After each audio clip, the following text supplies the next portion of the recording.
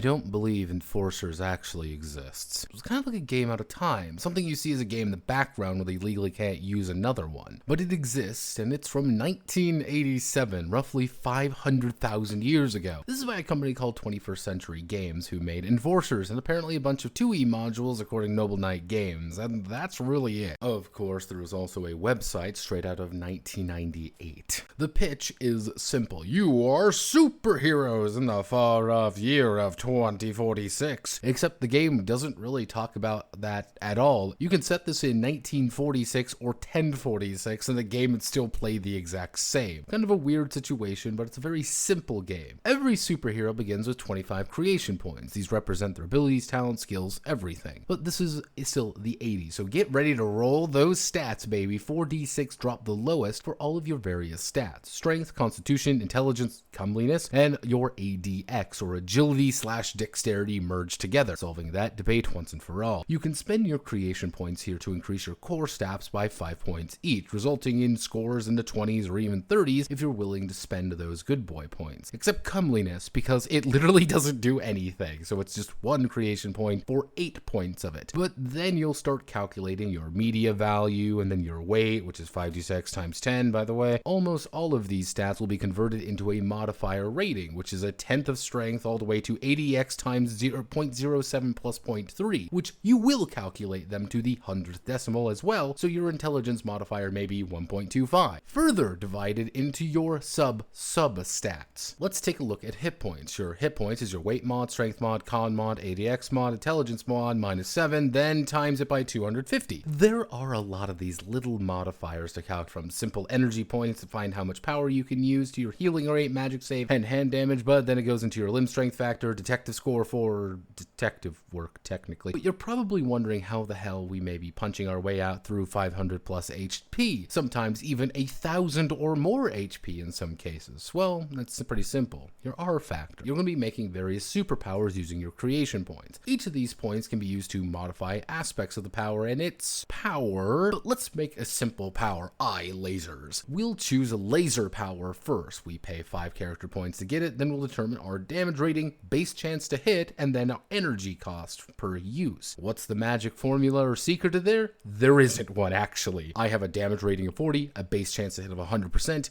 easy as can be. However, by selecting those things, we need to do a little bit of math and follow some charts. It costs 3 CP to add additional 40 damage rating. We can technically get higher, but let's keep going. Then our BCTH, base chance to hit, is 100%. Looking at this table, we have to spend +1 CP to do this. However, what's the catch? Energy cost. The energy cost formula is damage rating times 3 times base chance to hit divided by 1,000. So our 40 times 3 times 100 is 12,000. Dividing by 1,000 would result in 12 energy points per use. But let's shift those numbers around. Let's say we have 48 damage, a 75% chance to hit. Worth the exact same point-wise, but our energy use is now only 11 because we've reduced those numbers a bit. Almost every power has some variation of this internal math make it work, with a chunk of them just being determine its damage dealt. But here's the catch. Remember that R factor? Your damage rating isn't how much damage you're doing, it's your multiplier. The R factor is a 2d6 roll that you do when you connect with an attack. So our damage of 40 laser eyes would be doing anywhere between 80 to 480 damage per attack. Suddenly, that 1,000 health doesn't seem like a lot, does it? A lot of these powers can be extremely granular, letting you tweak aspects to get exactly the right power, even if some of the powers in the book are increase X by Y% or just wing it Lamau. Hell, you can even take weaknesses to make sure your eye lasers fail catastrophically once in a while, or make sure you don't even have the save versus certain attacks. Okay, cool, but what about the rest of the character? Well, there are definitely skills, like being able to use weapons, computer science, being forklift certified, and of course the most powerful skill of all, terrorism, like the actual terrorism skill. So let's get to combat, the main star of the game really. First things first, initiative chart. You roll 1d10 plus your ADX score to determine your initiative on the chart. You take an action during your initiative in every row above your initiative. So if I roll a 25 for initiative, I act on 25 and 10. If I roll 45, I act on 45, 30, and 15. This is one of the most convoluted action system I've ever read. A lot of effort goes into tracking different amounts of actions, reactions that can take place, making sure you have the proper count and everything else that can go wrong. But at the end of the day, D100 versus your base chance to hit. Characters will either be passively reducing your chance to hit with their own ability, abilities, actively attempt to counterblast your attack with their own, or reactively using certain powers to block, mitigate, or power through certain attacks. And remember this, every single enemy you fight uses the character creation system to determine who they are. Now, there's some other details to go over, but Enforcer sits as a comfortable piece of 80s jank. Some undiscovered jewel? No, it is a jank as fuck superhero combat simulator that pretends to know what it's doing. But it is an interesting game to talk about, and probably this is going to be the only video on this thing out there. It happens. My name is Notepad, and this was Enforcer. So if you like what I do here, feel free to like, comment, and subscribe. Many thanks to the Neo-Yokio financial system for funding my misbegotten wasted effort. Godspeed, and good luck.